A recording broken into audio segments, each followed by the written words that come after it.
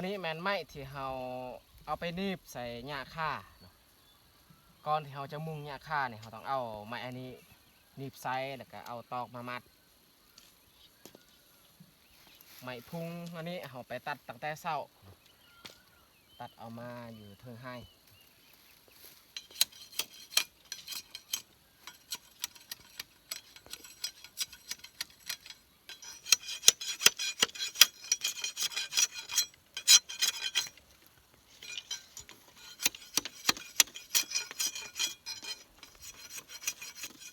เราทักออกเหลี่ยมบึงนี้เพื่อเวลาเรามัดตอกบ่ให้ตอกขาดแล้วก็ตัวอันนี้ถักออกนี่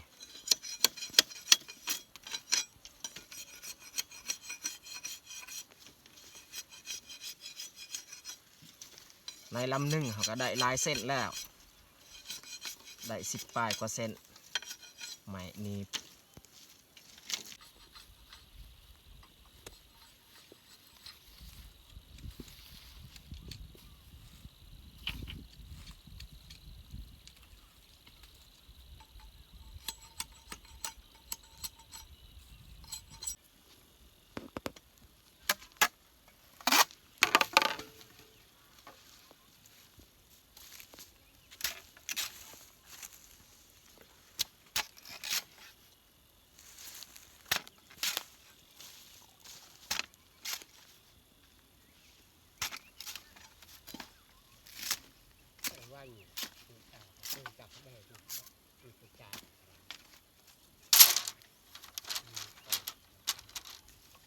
เขาจักตอก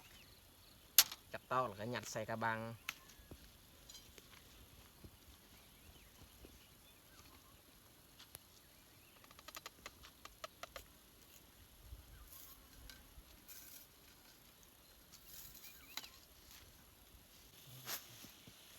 วันนี้นี่เขาเริ่มมุ่งเลย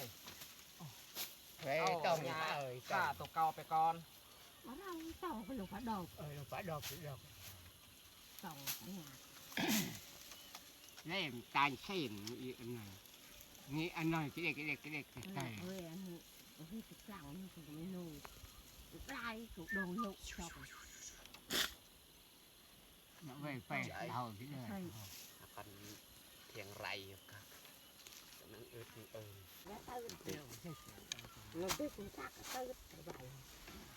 มัดเบื้องส้นอันนี้ก่อน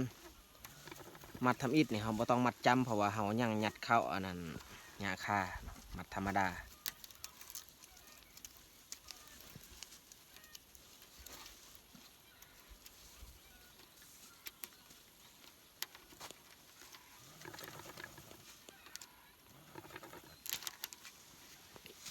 หลังยังชอบเอ้ย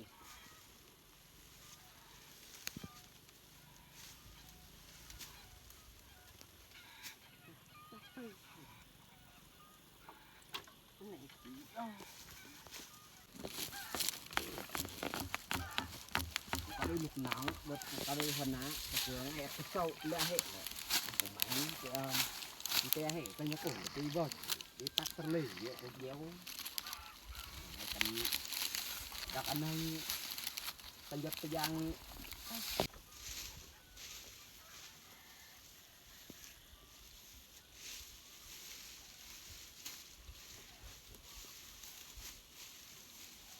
เขามุ่งคนละข้าง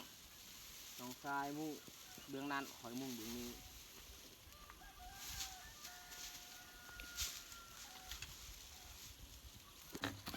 อันนี้มันได้ดังพระก็จะก็ให้ละกันเสียงดังจางอะไรเงี้ยเส้นที่ลั่นตัดระยะยังกันเลยครับคุณทำหลักเลย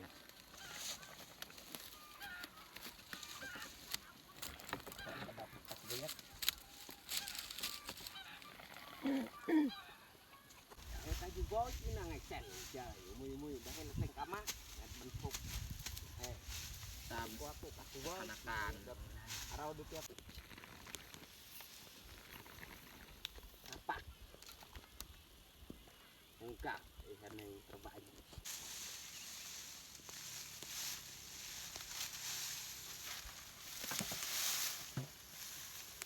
เขามุ่งสั้นซองเนี่ยแมนหญ้าค่าตัวไม้เพราะว่าเทียงของเฮาเนี่ยเขาจะมุ่ง3ลืบลืบหนึ่งเนี่ยแมนหญ้าเก่าแล้วก็2ลืบหญ้าใหม่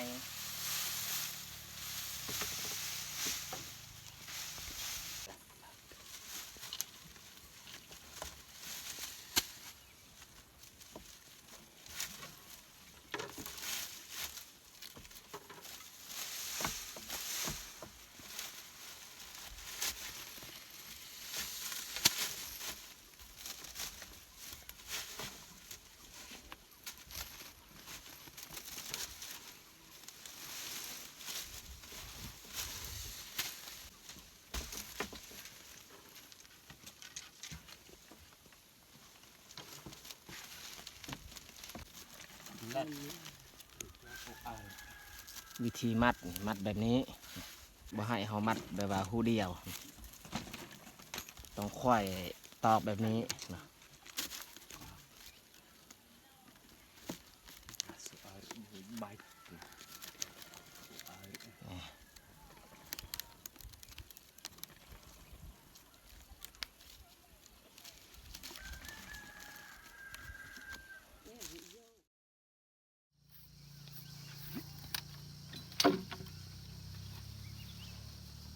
วันนี้ก็เป็นวันใหม่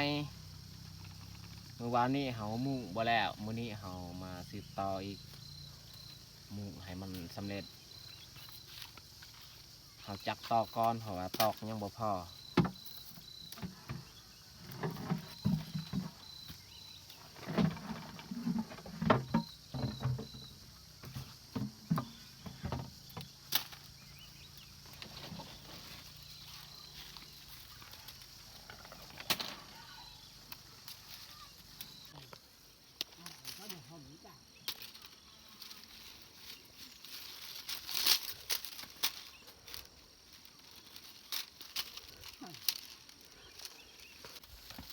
ปะเอ็ดว่าตี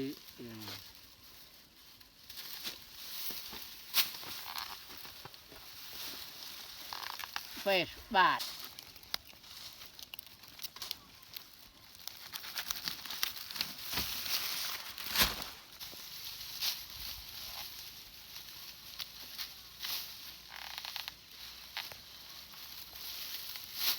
มือยังเดียวดัง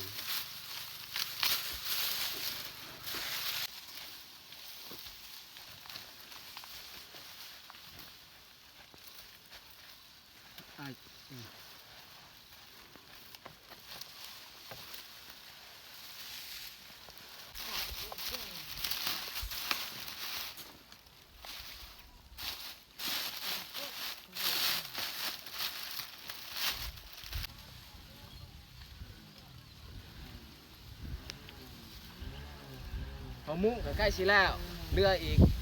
มัดหนึ่งบ่อนี้แล้วเลยแล้วก็ที่เอาตบอันนั้นลบส้นมันส้นเบื้องเทิงอันนี้หรือว่าจอมสูงสุด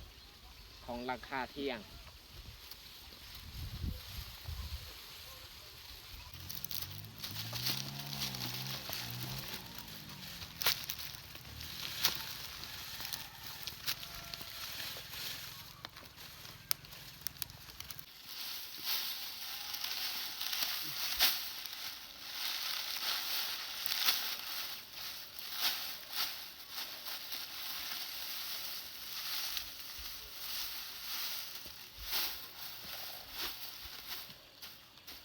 หญ้าที่เราลบส้นเบื้องนี้นี่แม่นเราต้องหักเพื่อเราแบ่งเบื้องนี้กับเบื้องนั้น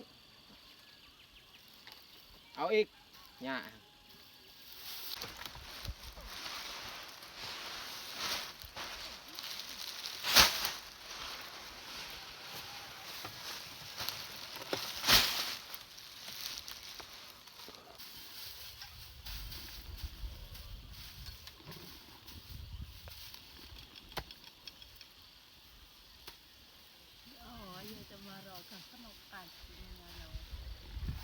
ดูเยอะเราเด็ก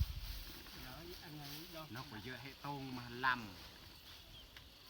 หมอดอกวันไหนปลังนี่กู คือว่าเราหัดเนาะ แล้วเรา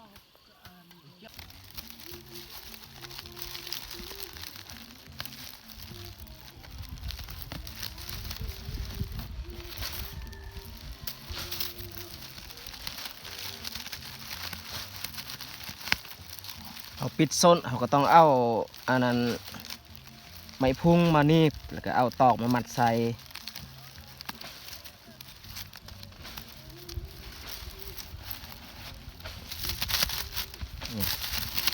บ่ให้มันมีหูกว้างยันว่าน้ำพ่นมันจะเข้าไปได้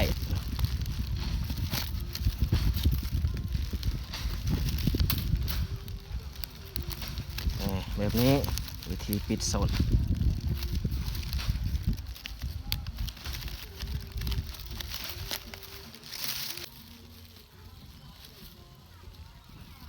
ถือว่าสำเร็จเนาะเอาขึ้นมาลบหลังคาเทียงเอาไม้2 อันมานี่เบื้องนี้กับเบื้องนี้ก็เอาตอกมามัดใส่แต่เราจะลงจากหลังคาเทียงเลย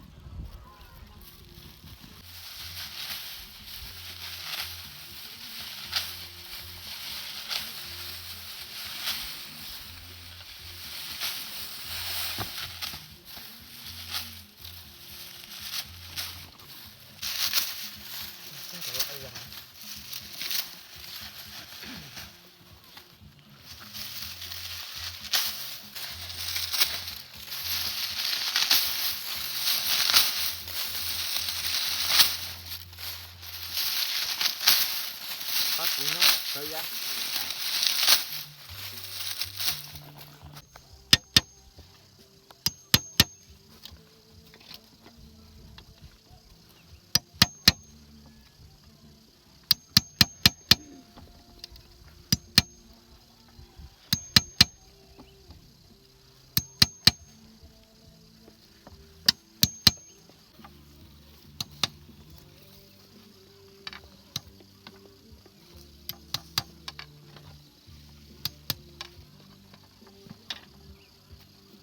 เขาเจาะไม้พุงเจาะเป็นหูเพื่อสบายเวลาเขาเอาตะปูมาตอกบ่ให้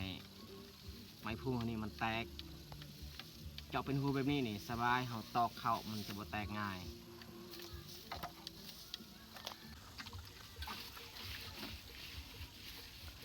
กระพากที่เขาปูนี่เขาต้อง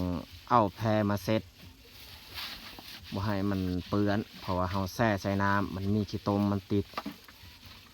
แล้วก็อีกอย่างกับมันกินบูดมันเน่าเนาะอันนี้แหละป้องกันบ่ให้มอดมาเจาะมากิน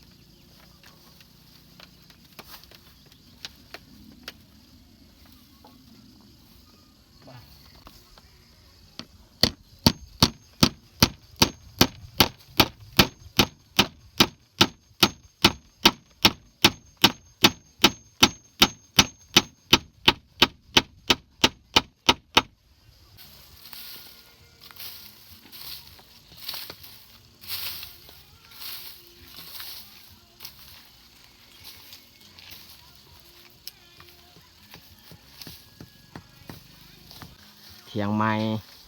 สไตล์แบบเดิมแบบเก่าแต่ว่าเพิ่มขนาดซื้อๆเนาะแล้วก็เพิ่มความสูง ทียงเก้าหันต่ำกว่านี้แต่ว่าตัวนี้นี่สูงหน่อยนึง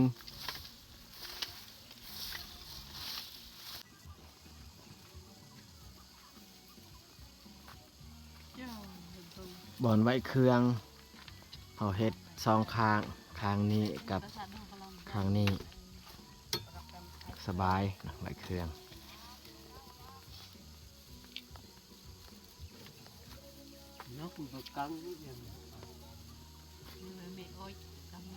สามลือเอาหมู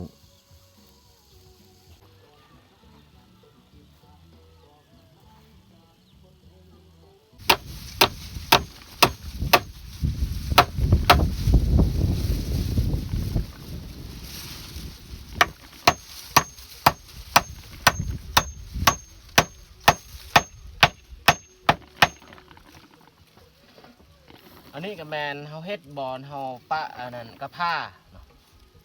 ปะกระผ้าหรือว่าปะเครื่องต่างๆเพราะว่าผ่านมานี่กระผ้าที่เฮาเจ๊อันนั้นเข้าปลาอาหารเฮาไว้แต่อยู่เทิงเตียงที่เฮานั่งเฮานอนแต่เฮ็ดเที่ยงปีนี้เนี่ยเฮานี่บอนใบโดยเฉพาะกระผ้าอยู่นี้ใบกระผ้าอยู่นี่ใส่เตามันจึงบ่คับบอนเฮาอยู่บอนเฮานอนอยู่เทิงบ่เกะกะเครื่องนี่ไว้อยู่นี่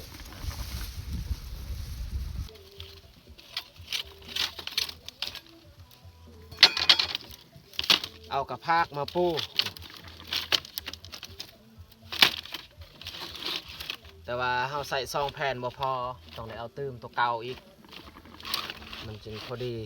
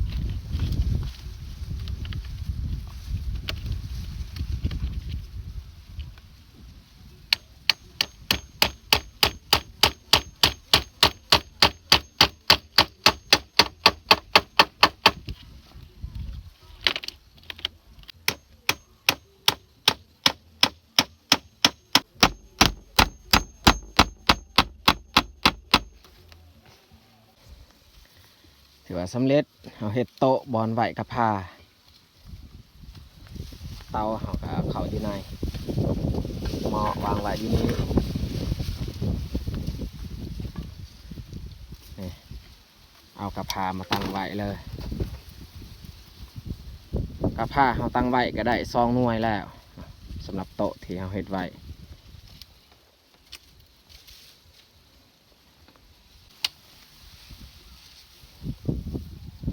สำหรับเวียกวันนี้ก็สำเร็จเนาะเราเฮ็ดเทียงมียังที่แบบว่าเฮาเบิ่งยังต้องได้เสริมต่อกับกำลังอีกเนาะ